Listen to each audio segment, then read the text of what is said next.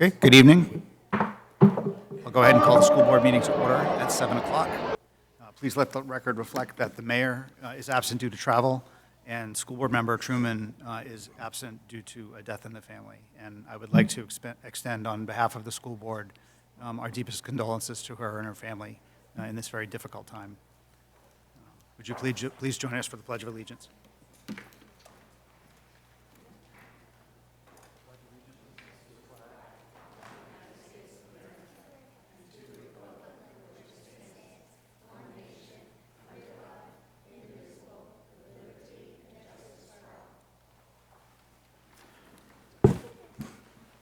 Okay, first item on the agenda is the approval of the school board minutes dated November 30th, 2022.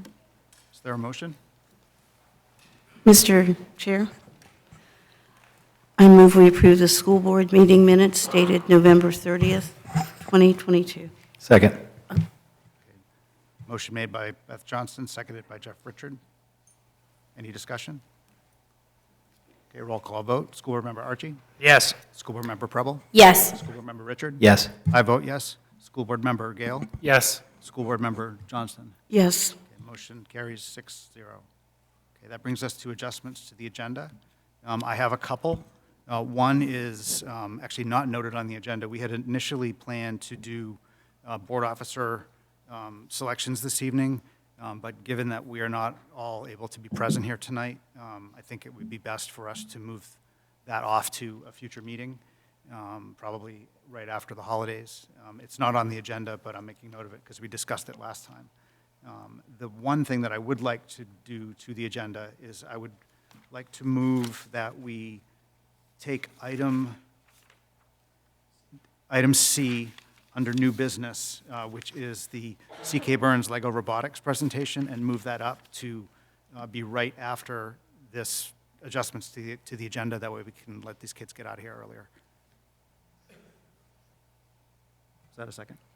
Second. Okay, so motion made by myself and seconded by Beth Johnston. Any discussion? Okay. Roll call vote. School board member Archie? Yes. School board member Prowell? Yes. School board member Richard? Yes. I vote yes. School board member Gale? Yes. And school board member Johnston? Yes. Okay, motion carries 6-0. All right, and that brings us to the presentation.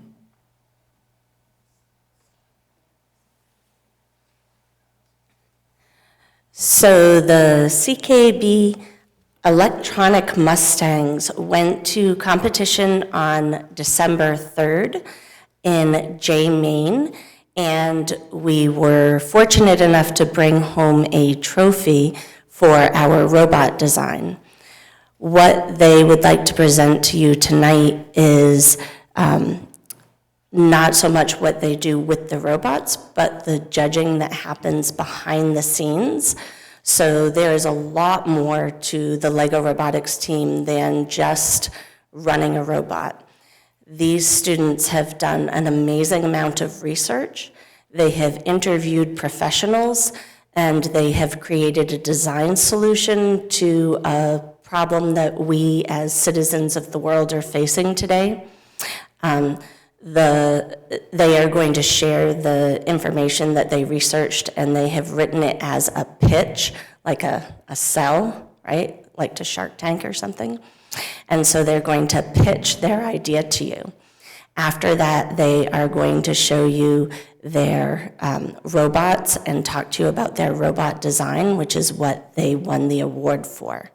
I do also have a few of the rubrics from the judges after they present that I would like to highlight some of the comments that the judges made about the students after they did these presentations for them. So the electronic Mustangs can take it away.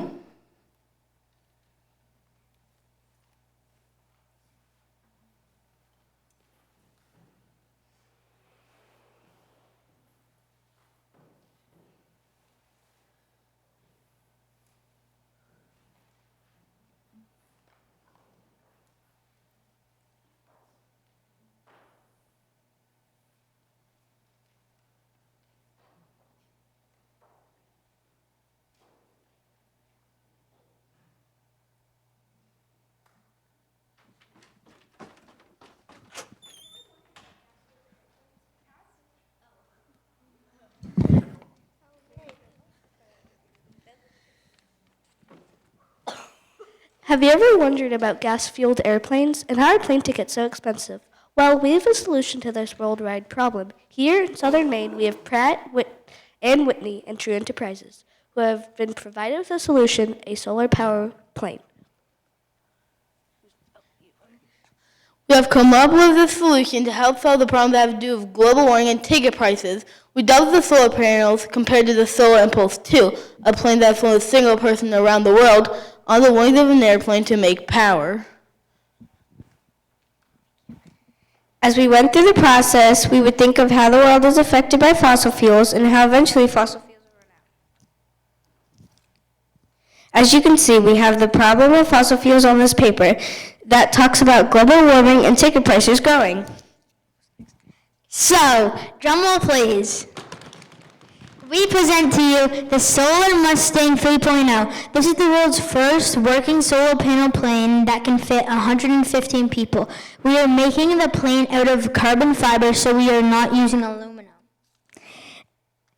We have made the wings and the tail double the size of the Solar Impulse 2. We double the solar panels to gather more sunlight to power the plane. We also have a lithium storage battery which will be placed in the fuselage, and the battery will charge 4 propeller engine planes. When the plane is not flying, it can still be charging on the tarmac. The price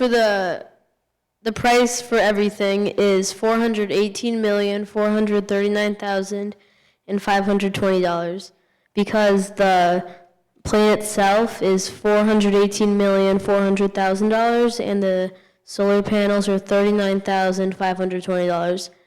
Each solar panel has 550 watts.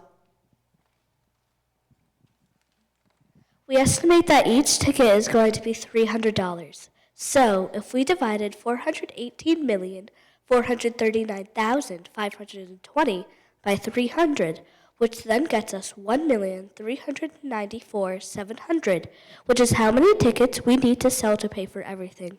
Also, it would take you 1,200 rides to make your money back.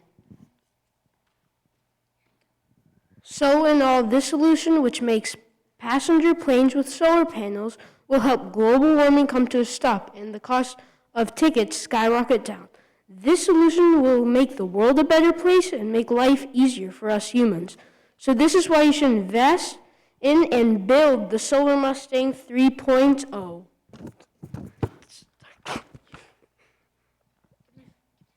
we're done with the presentation.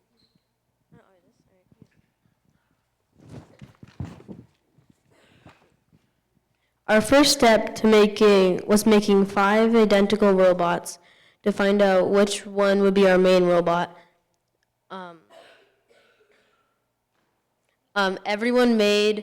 We split off into pairs, and everyone used YouTube as a inspiration to make every pair made one identical robot, and that gave us 5 robots.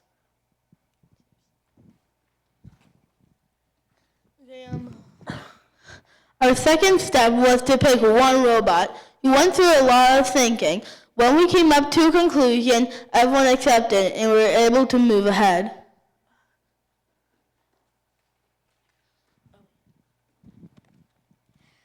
Our third step was taking attachments from all 5 robots to attach them to our picked robot.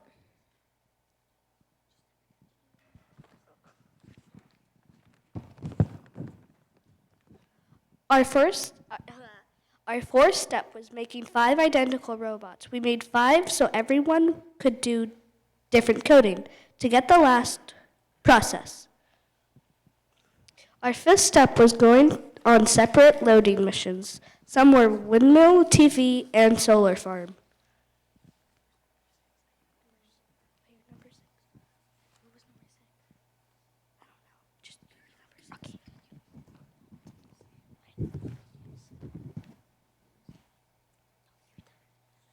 Our sixth step was making 2 identical robots to take to competition. One one of the prime things we made on this robot was to make the battery easier. As you see, we made 2 easy attachments to the robot itself, so then we could just pull it off easily and change the battery. So for example, at competition, if it somehow just ran out, we could easily just take it off and change a new battery.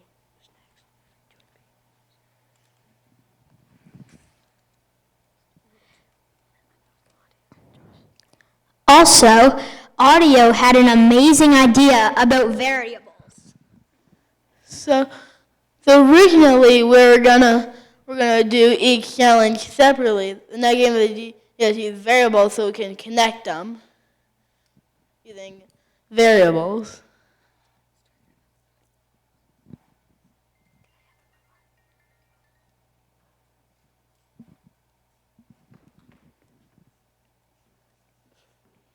We also had inspiration from YouTube to use knobby gears to control our arm and motors. Also, Evan, who made the motors, had a good idea about it.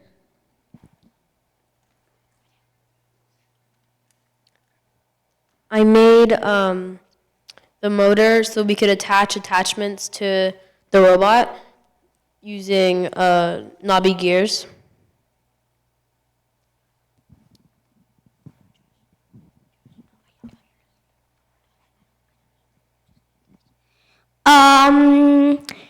So I don't know if you can see that there, but that's our model of the solar powered plane. It took a lot for tape because what? Yes, it did. It took a lot of time. We used YouTube tutorials to cut out the body, the wings, the tail, and then we had to scrap it, but we kept the body, and then we had to redo the tail and the tail and the wings, and then we had to put those like salad covered thingies on the thing, and then we I guess decorated the wings with black, and then put those things on, and that's how we made our model. Okay, so now I'll be talking. Do you want to hold the robot? So now I will be talking about the arm.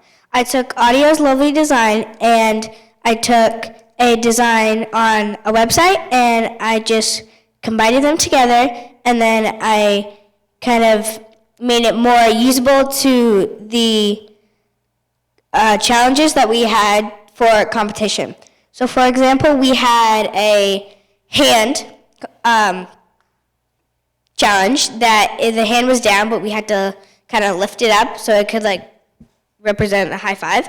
And I made this one especially for that, so it could just come up to the hand, lift down the arm, and then just pull it back, lift the arm back up, and then go back to the starting square.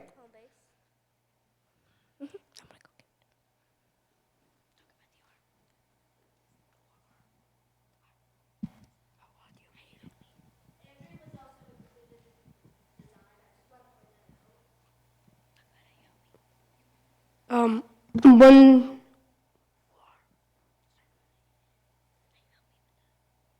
I was the one who also helped her in building the arm. I was the one who made the attaching what's the gear called? The knobby gear to each other.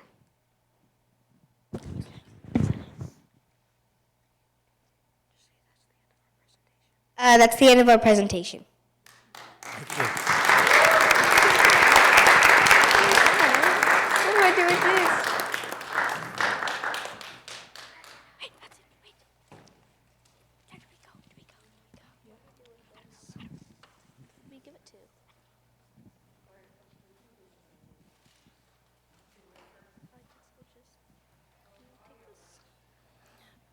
So one of the things you might have noticed was how nicely they complemented each other.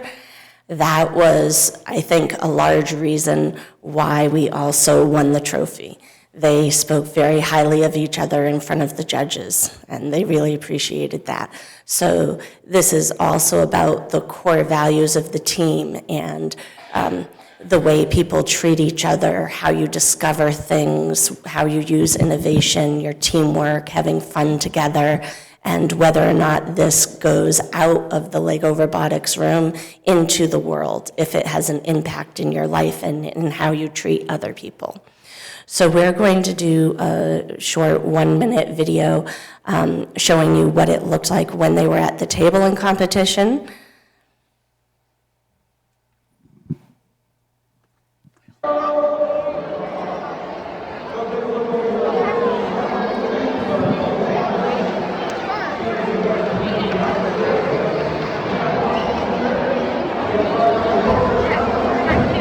And I'll just explain that how you just saw Josh start something else again, that was how we joined programs using variables. So first they put a TV up, and then they just made the windmill work and produce energy. And so each of the challenges on the table represented something that had to do with renewable energy. I'm not sure if it's going to keep working, but that's okay. We can go to the rubrics.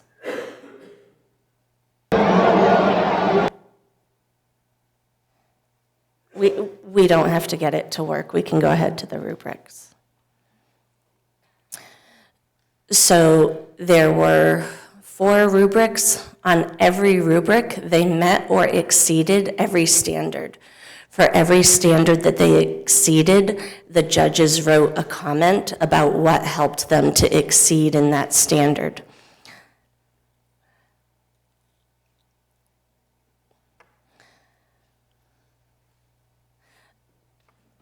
So these are the core values that I just discussed, and you can see they did say that they are a rising all-star team and that they were motivated at the top, a team to watch for the future. And so some of the comments, like in impact, they really made sure that their idea left the classroom and even brought it to Pratt and Whitney, and Pratt and Whitney even liked the idea and said that they could explore it further, and that they were interested in this happening. Pratt and Whitney actually said they think it's a possibility about 20 years from now when improvements in solar panels are made. If you could just go down to the bottom where it says great job there.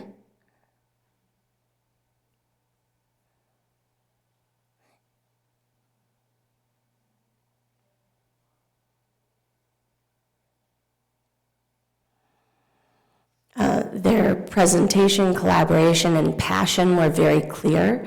During the presentation, one of their members had an anxious moment and needed to hide behind the poster to recenter, and each of his teammates took the time to even individually check on and encourage him while continuing to present their ideas clearly. This is going to bring me to tears. It was such a sweet moment.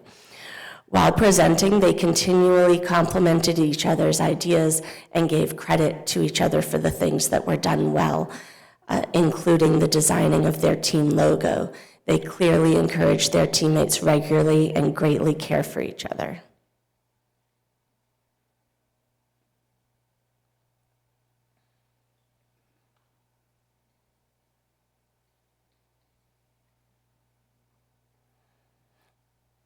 If you just want to go down to the bottom where the comments are on the bottom, I'll just read that. The poster, the other poster, the third poster, they were really impressed that they came up with a strategy to clearly communicate their ideas and make sure that they didn't leave anything out. You did a great job including each other in your presentations, had a very effective plan with budgeting for each item, such as the tickets, the plane, and the solar panels, very well thought out. They had a very clear solution, and they developed it intricately, especially with reaching out and sharing with Pratt and Whitney.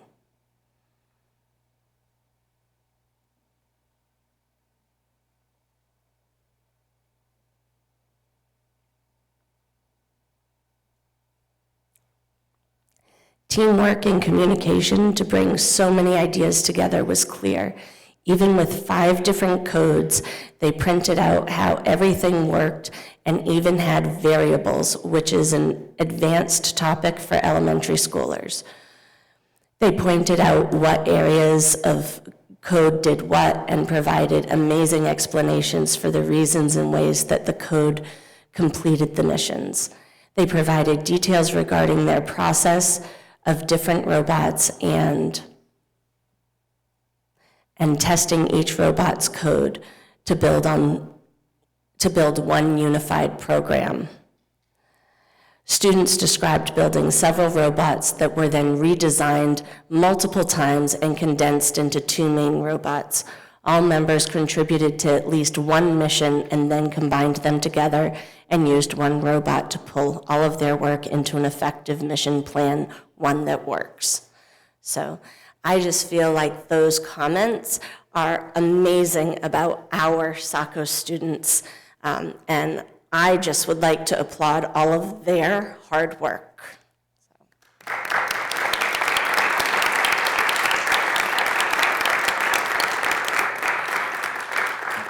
They are also quite versed at answering questions if you had any questions, but if you don't, that's fine. Does anyone have any questions for the team? Great job, you guys. That was awesome. I haven't been on the school board all that long, but that is by far the best item that we've had since I've been here. So congratulations. And the teamwork really showed. You guys should be proud. Quick question on the Pratt and Whitney. How was that discussion? And another kind of big question is, what was the funnest thing about this process?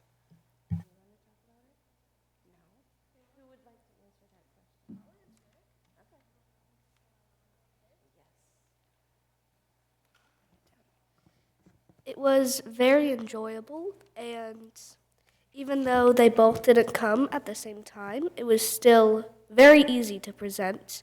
And I think just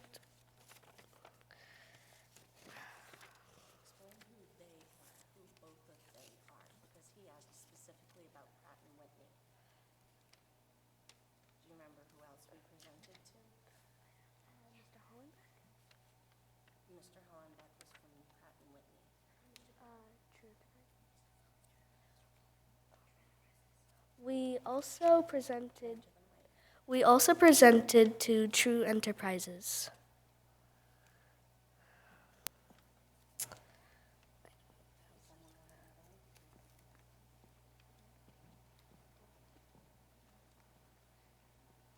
So it was either Pratt and Whitney or True Enterprises who asked us this. What was our favorite part of doing this? And for me personally, I would say building the robots.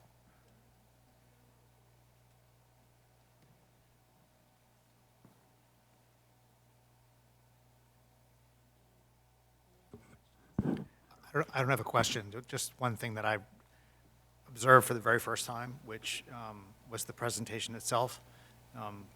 Many years ago, when my son was in middle school, he participated in Lego Robotics there, and they went, to one of the competitions. And one of the things that I remember about it is there was a little contingent of parents that had gone, but you couldn't see the presentation. You had to stay outside. It was only the students and their coach that were allowed in, so you didn't get to actually see how it worked. And it was kind of really neat to see a class put that together and give a presentation. So that was a nice little thing to have tonight. Very, very nice job, and thank you for coming. And next year, since they're a rising team, maybe you do the presentation here first for a practice. And then we can really grill them a little bit and get you all prepped for the big day.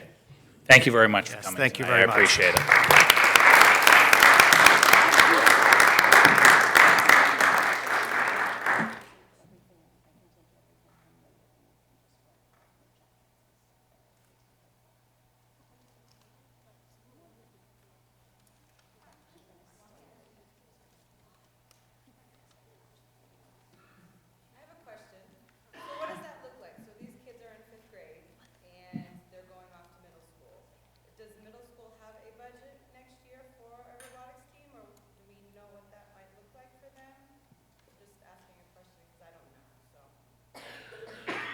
Off the top of my head, I don't know that I can answer that tonight, but certainly, we've definitely had conversations about how student activities need to be something that we focus on throughout all of our schools, making sure that they're available for all kiddos, especially in a situation that is not of cost to families. I think that's important, and I know that we've had a little bit of transition there from what we may have had a year or so ago, but I will make sure that we have those discussions during the budget piece, because our interest is making sure that kids have affordable after-school activities that are of high impact, and this would be one of those.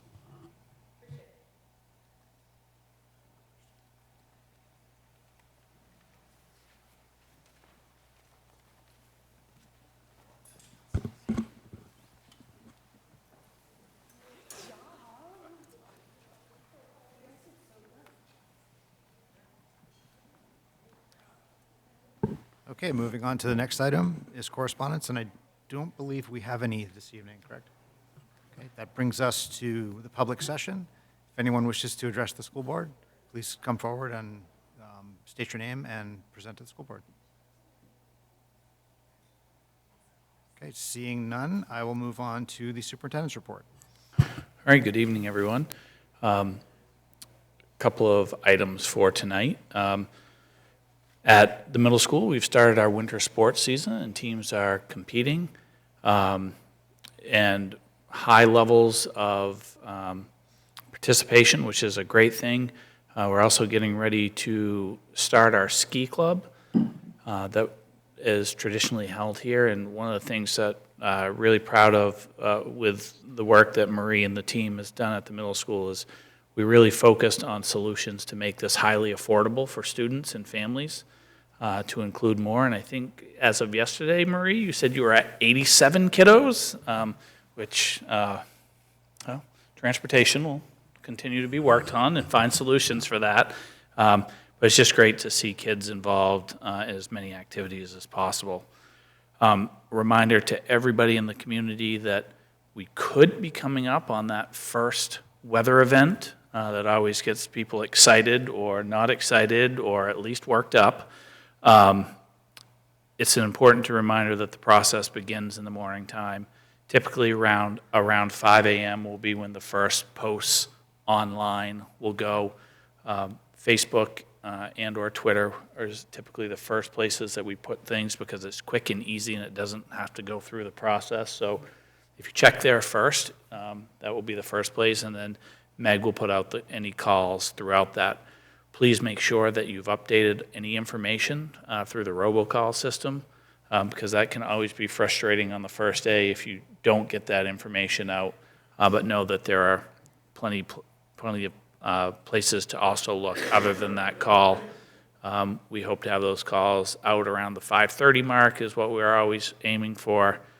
Let's hope that any of those events are smooth ones this year.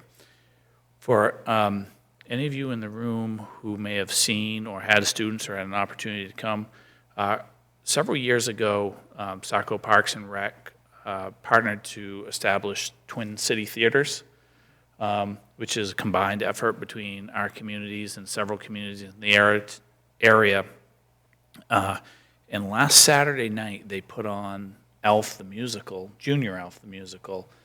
And on Friday night, there was 900 people there, and on Saturday night, around 700, and we had students from all communities performing, and it was absolutely amazing. They did such a wonderful job, and I'm appreciative for Saco Parks and Rec and all of the effort that they put into making that happen. As we'll begin to head into the budget season, principals are working hard to get those budgets into us before the winter holidays so that we can begin to review at the central office level. We'll also certainly be very active on the state level as with a new legislative session. Typically, there are a lot of items that come that can impact the financial costs for our districts, and we certainly will be very active on those fronts.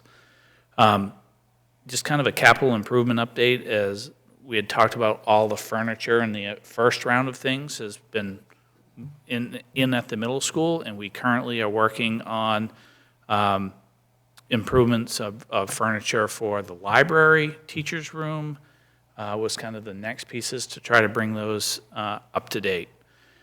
And then kind of an update for the school is that I did receive word that by next week, I hope to have the first of the two kind of evaluations of the property for an estimate on price.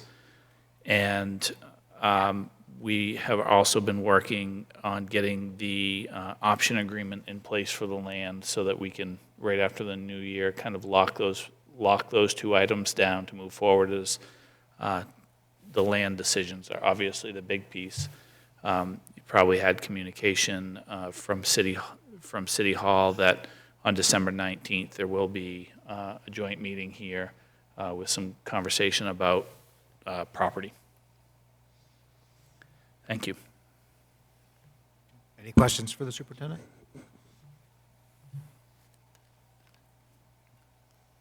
Okay. That moves us on to the chair's report. I don't have a report this evening. I just wanted to mention that if you have not seen it yet, we were extended an invitation from the Board of Trustees at Thornton Academy to join them for a sort of a holiday gathering amongst the boards, and that is to be held on the 12th of January. You should have received that in your home mail. It was a small card. And there's an RSVP by date of January 5th. Just a reminder to check your mail for that. We haven't done one of those in a few years, and it's been probably a while since I attended one when I was on the board previous time, but it was a really nice event. It was a very informal opportunity to kind of get to know each other, where we end up ultimately working together a lot, and probably will be, that much more as we head towards the contract renewal. So that's pretty much all I have this evening. Okay, that moves us on to staff reports, of which there are none in the packet. The next item is board subcommittee minutes. There was a personnel and policy meeting held earlier today. The next finance committee meeting, as noted, is on the 25th of January at 4 p.m. There is no old business. And then under new business, the first item is new hires. There's no action, but there was an update from the original version of the document that was in the packet that went out on Friday. Any questions regarding the new hires? Okay, that brings us on to item B, which is resignations. The same thing, that's no action, but there's a list in your packet. Any questions on that topic? Okay, that moves us on to what previously had been item D, which is the school safety update. So as everybody was aware, that several weeks ago, one of our local area high schools and schools across the state of Maine had a very challenging day based off a hoax threat. And while we are, very fortunate that it turned out to be a hoax, it left schools scrambling, and it left schools in a situation where you had a real good opportunity to look at the safety plans and procedures that you have in place, which anytime you are able to put those in place, it also is a great opportunity to reflect, debrief, and look at ways that you can improve for future events. And so I just wanted to update people on a few of those items. Number one, I think I commented at the last meeting of just how pleased I was with the communication that we had with the local police department during the event. Chief Clement and his crew immediately responded to our schools. Chief Clement and I were on the phone consistently throughout the morning with updates, and I felt that was a real positive thing. What we did want to look at is that yesterday we had a presentation last meeting about CSTAG training, threat assessment training, and we had 30 to 40 members of the school department involved in that yesterday in going through phase 2 of that training. We also wanted to look at what is ALICE training, which is alert, lockdown, inform, what's that?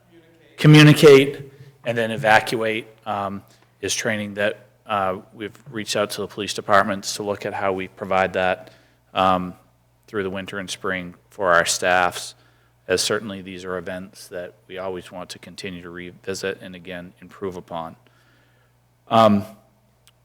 Communication during events like this is extremely challenging because not only are you dealing with the internal communication and external communication that comes in from school departments, but you're also dealing with a whole lot of miscommunication, rumors, social media. And so one of the items that we really reflected on, and York County superintendents spent a great deal of time in a couple of sessions just like talking about what was successful, what was not successful, was looking at, one, how superintendents communicate with each other during this. And for York County, I will serve as a point person to be the person that kind of disseminates information out to other schools. Unless it's happening within our school department, then MSAD 57 will serve in that role to be the bridge with other superintendents, because one of the real challenges that day is that we had staff members, we have parents who have loved ones that work in the district, and they're feeding you information and trying to figure out, okay, how do we know what's true, what's not? We have police departments who are calling in, and so communication is one of the big pieces. We've also reached out afterwards. Meg and I reached out to a couple of different vendors, and we are trying to put together a collaborative buying process for some alert notification emails that would help within the schools, where schools would be able to report not only incidents, but for us to be able to communicate back out to staff in a way to provide some updates. That was certainly a very challenging piece, because when we saw the communication rising, quite frankly, my cell phone became almost unusable because of the number of incoming and outgoing messages through that, and you guys were all part of that communication process that day. So thinking about how we're able to communicate that. Understanding what we need to have available for substitutes and how we can leverage technology when they're in our building on those days, because certainly substitutes may not be 100% up to date on safety plans or procedures. Really kind of examining evacuation sites and knowing that some of the feedback that came from other communities is that, one, evacuation sites were widely known about from members in the community, because people had practiced that, which led to some challenges with traffic and organization. And so here we need to look at having a menu of evacuation sites that we can go to, because not all emergencies or situations would be the same.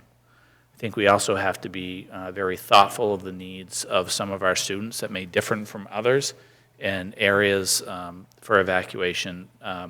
We just need to have a larger pool for that, to think about the response from traffic and all of the things that would go with this.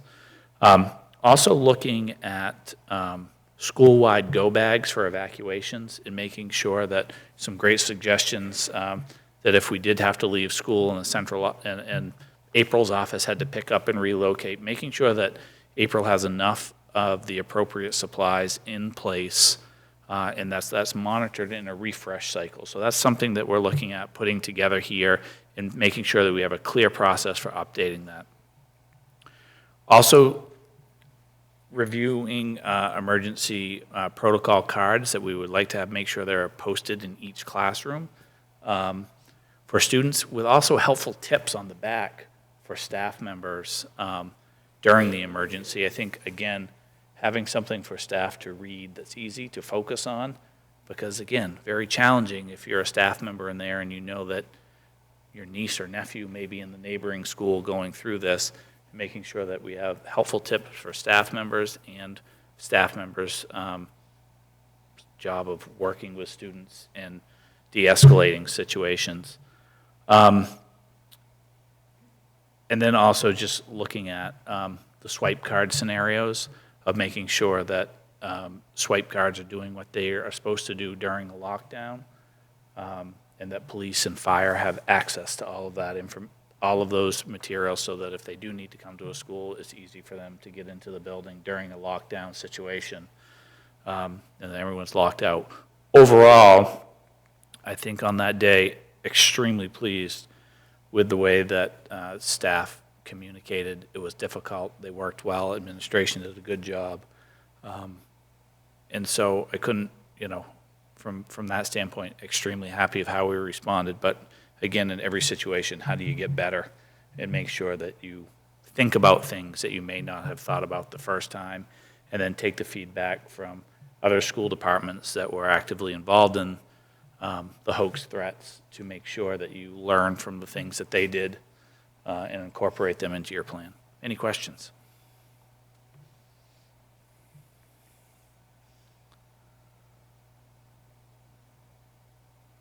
Not seeing any questions.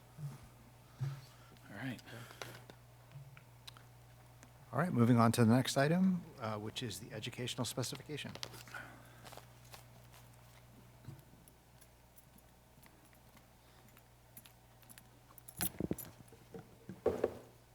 So we are bringing back to your attention the educational specifications document that we shared several months ago. I want to highlight a couple of changes that were noted in that document in red. One is related to highlighting the importance of outdoor education and tying that back to community involvement and use both for the school department and community partners. That was some feedback that we received at the last school board meeting. When we met with the DOE, they were also able to provide some feedback, so you'll note some changes with respect to further defining flexible spaces on pages 7 and 8 of the document, passive supervision, which was better explained on pages 8 and 14, evidence and backup for multi-age and looping classrooms for students, information about safety in classrooms and the exterior of the building can be noted on pages 19 and 28. We also tried to highlight multiple gym spaces and PE spaces and how those spaces may be different from one another and their use cases. Decentralization of administrative staff and student services was very important to our team, so we tried to disperse that a little bit more throughout the document and explain the reasoning behind that. And that summarizes some of the changes made to date. We would be looking for next steps in meeting with the Department of Education to have a vote from the board to support the educational specifications as written and/or suggest additional revisions that would need to take place.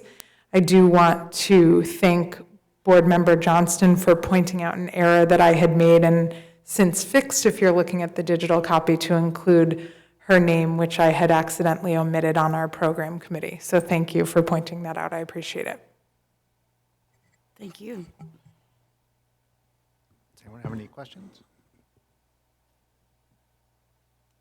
Just one thing that I'd like to note is that the thoroughness with which the questions were answered is, thorough is probably an understatement. There was a question raised at the meeting that we had related to the, it was our last public forum essentially, and the question was raised of like, well, why? Why are we doing certain things? Why have we arrived at a particular configuration? And the answers are really here in this document. And I mean, there's a lot here to digest, but I do like how the themes that you just mentioned get repeated throughout: the open space, the collaboration, the project-based learning capabilities. It's just, it's pretty clear that it's sort of central to every single one of the 7 questions that we're trying to answer, and I think it's a fantastic document in its current form. Thank you. Does anyone have any questions or comments? Okay, so from the standpoint of moving us to the next step, adopting this is the next step, correct? Okay. So I will entertain a motion. Chair, I move we approve the educational specifications for the new Saco School construction project as presented. Second. Okay, motion made by Will Gale, seconded by Jen Preble. Any discussion? Or any additional discussion? All right, seeing none, roll call vote. School Board Member Archie? Yes. School Board Member Preble? Yes. School Board Member Richard? Yes. I vote yes. School Board Member Gale? Yes. And School Board Member Johnston? Yes. Okay, motion carries. Thank you. It's very exciting. Thank you. Yes, it is. All right, the next item is other information, and I don't believe there is any this evening. There's no executive session, and so that brings us to adjournment, and I would entertain a motion.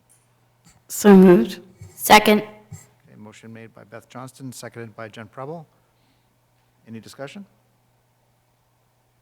Okay, roll call vote. School Board Member Archie? Yes. School Board Member Preble? School Board Member Richard? Yes. I vote yes. School Board Member Gale? Yes. And School Board Member Johnston? Yes.